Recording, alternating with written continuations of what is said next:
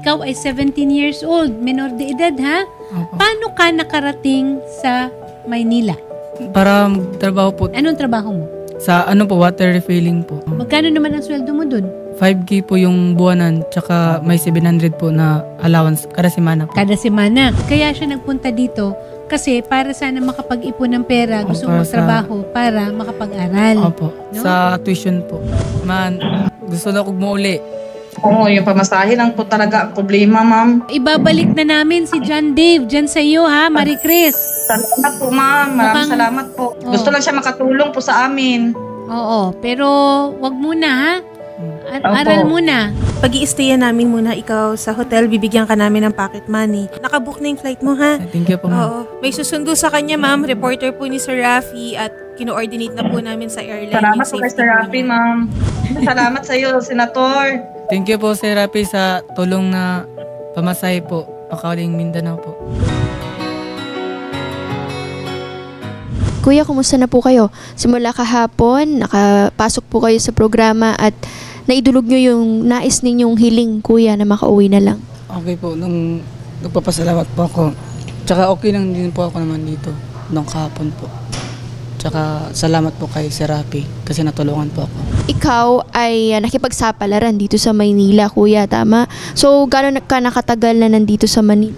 2 buwan po. So, sa loob ng dalawang buwan na yan, ano ang mga pinagkaabalahan mo? Ano ang naging trabaho mo? At bakit at the end, gusto mo umuwi na lang? Doon po sa sa water refilling, tapos hindi po kasi madali yung trabaho doon. Kasi nga po nagbubuhat tsaka nagre-refill, naghuhugas ng mga container. Kaya ayun. Tas nung pag-alis ko naman po doon sa tinatrabahoan ko, maayos naman po. Kaso nga lang po pinalayas lang ako ng lola ko doon sa Taytay po. Pero bago ka lumuwas dito sa Maynila, ano ba ang buhay niyo doon sa Misamis, kuya, dati? At nag-decide kang lumuwas. Kumusta ba ang buhay doon sa probinsya? Mahirap po talaga. Kaya yun pong napilitan po akong makipagsapalaran dito sa Maynila. Kasi nga po may bayarin doon sa paralan ko. Kaya ayun, ako na lang po yung gumagawa ng paraan para di din po makaabala kay mama. Kasi po pinalipat po ako ng private sa papa ko pong namatay na. Nung May pa lang po sa 2023. Kaya ayun, napilitan akong magtrabaho na lang muna para mabayaran ko yung tuition ko doon. Tapos makapag-aral ako ulit ng grade 12 po. So ngayon, nag-stop ka, kuya, sa pag-aaral? Opo, nag-stop po. Kasi di po kasi ako makalipat ng ibang school kasi nga po may bayarin pa. Magkano pa ba yung balance mo? 9K po yun. Tapos ngayon po, nabayaran na po. Kaya po nakadesisyon na din po ako na umuwi. Kaso nga lang po walang pamasahe. Kaya lumapit ako sa studio ni Sir Rafi po. So pag uwi mo doon, kuya, anong balak mo? Ipag-aaral ka na lang? Mag-aaral po ako kasi po nabayaran na naman po. Kaya kung hindi po sana nabayaran yun, hindi po siguro ako makapag-desisyon na umuwi muna.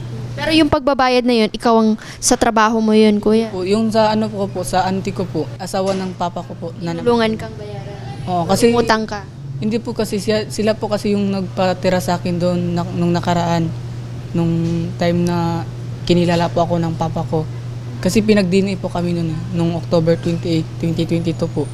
Kaso nga lang po nung namatay na si Papa sa May, di ko rin po kasi yung nalaman. July ko na po nalaman. Kaya ayun, palagi akong nagchat-chat kay auntie na, pwede pong bayaran po yung paralan ko kasi po malapit na po yung pasukan sa grade 12 po. Sana po mapa-enroll niyo po ako doon. Kaya ayun, di na po sila nagre-reply. Kaya ayun, pumunta ako sa bahay nila. Tapos sinabi nila lahat na namatay na yung papa mo nung May pa. Tapos sinabi ko sa kanila, bakit di niyo po ako pinaalam? Di ko rin po kasi yung nakita, tsaka nakausap, kahit nahag na lang po or nakita sa burol.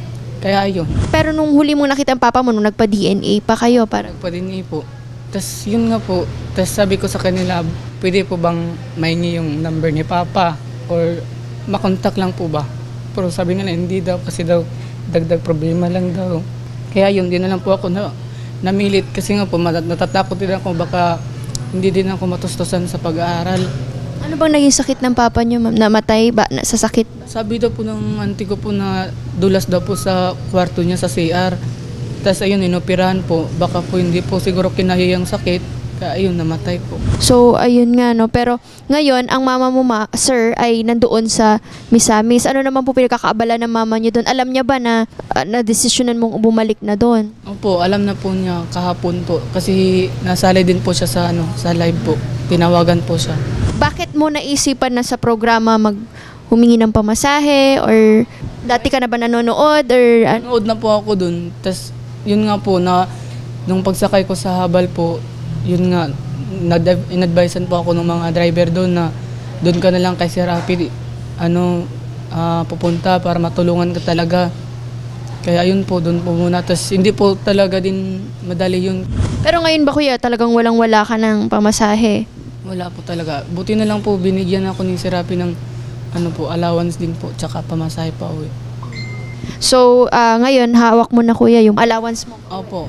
Ngayon na meron na kayong pocket money, sunduin kayo ng taga-barangay doon at hopefully ma-update mo kami once makabalik ka na. Pero wag mo nang problemahin yung ticket dahil nabook ka na namin at ngayong araw nga, kuya, ay makakauwi ka na sa Misamis. Okay? Maraming salamat po kay Sir Rafi po at saka sa mga staff po niya. Kasi po, assist po talaga sila sa may mga nangangamoblema po. Okay, so ngayon, kuya, ready ka na. Nabayaran na rin natin itong hotel mo. Na-check out ka na namin. So, dadiretso na tayo ng airport.